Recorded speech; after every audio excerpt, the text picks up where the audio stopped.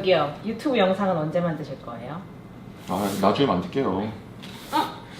저번 영상에서 매주 업로드한다고 했잖아요. A new video every single week. A new video every single week. 약속 어기는 거예요 지금? 응? 아니, 그게 아니고. 실망이네요. 지금 당장 하세요 지금. Right now! 지금! 알았어. 만들게. 지금! 만들게. 지금! What's up guys, I'm Jeong. Welcome back to my channel. So in this video, I'm gonna explain what kind of workout I did when I was a child, and then I'll explain how I ended up choosing calisthenics as my main workout. So let's get started with the video. I went to elementary school in Korea, and we have this sports competition 2 times in a year, one in the spring and fall. And I was always chosen as a main sprinter to represent my class, and I always came in first every single time for 50 meter, 100 meter, and like 200 meter relays. And I think that is largely due to the fact that my legs, especially my thighs and calves, were at least 2 times as big as my peers. So I've been exposed to running fast, the sprinting, especially at the early age of my life. And then in the 5th grade, I moved to New Zealand and lived there for a year. And that is mostly where I learned English from. So a lot of people ask me where I learned English, and I just learned in New Zealand by just staying there and going to school there for a year. So in New Zealand, instead of doing sprinting competitions, we had cross-country competitions. And I didn't know what that was at the time, but we would have to go running barefoot, and we would usually run in the farm or forest for a certain amount of distance. So I think it was around 2 miles, about a little over 3,000 meters at the time. I don't remember that much. And I remember I was pretty good at running a long distance as well. After living in New Zealand for a year, I came back to Korea and stayed here until the 2nd semester of the 8th grade. And of course I joined the track team again. And I ran 100 meter, 200 meter dash, and I was still pretty decent at it.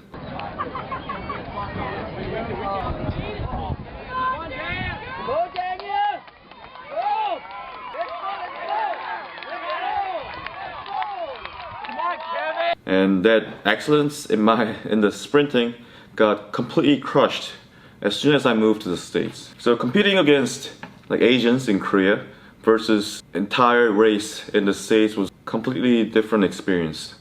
Before I moved to the States, I didn't have any experience in weightlifting at all, but my first weightlifting started at the 2nd semester of the 8th grade as soon as I moved to the States. So the very first friend I was able to meet in the States, which was in Ohio, he brought me to a local fitness center, and he just introduced me to the whole range of exercises. And I still remember vividly that he told me to do some squats, and it was actually one-legged squat against the Smith machine. So I didn't have any experience with the 2-leg squats before, but very first squat I ever did was with 1-legged. And I actually lived in the 2nd floor at that time, and I literally had to crawl up the stairs because I just couldn't walk without my legs were shaking like this at all times.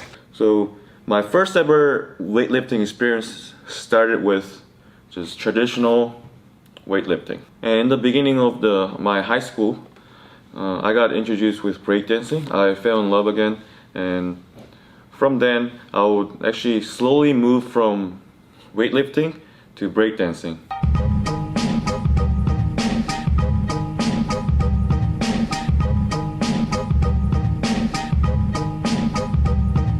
I was never really good at dancing part. I was decent at power moves such as doing head spins or doing windmills or whatever. So I would only focus on exercises or skills that involve a lot of coordination and strength.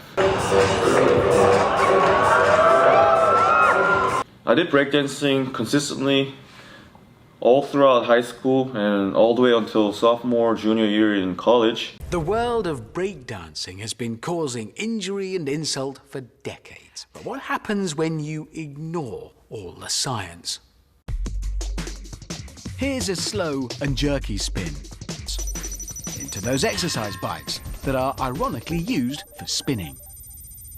And there were a couple b-boys who were able to do some planche, and after I saw that, I just really wanted to get that move.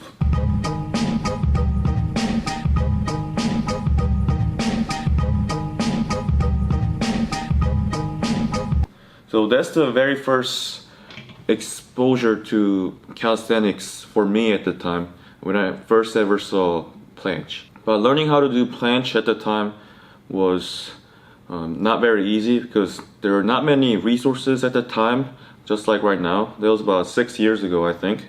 And I'll slowly study calisthenics just in order to get planche, because you can't just go straight into full planche just because you want to planche. You need to start from basics. So after I started to study more about calisthenics, my focus shifted from now breakdancing to calisthenics. While still doing calisthenics as my main workout, I decided to do the bike across America from the West Coast to the East Coast right after senior year.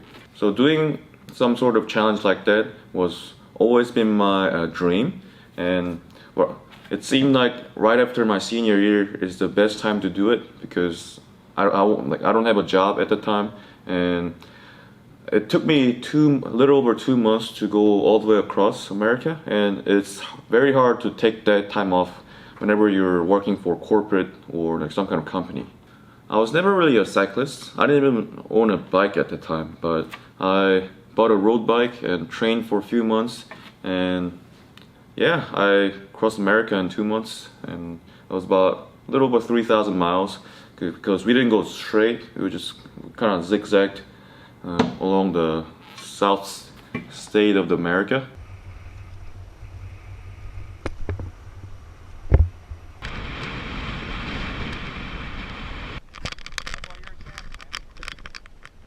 That's probably one of the most memorable experiences I ever did.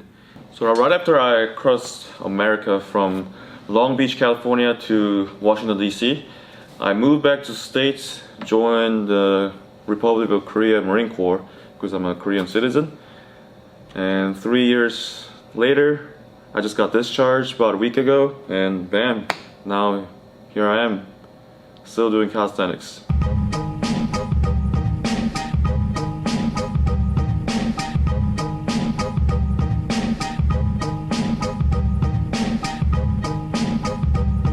So I've been focusing on calisthenics for about 6 years now, and I don't know when my next focus is gonna shift, or maybe it won't shift at all. Maybe I'll just do calisthenics forever.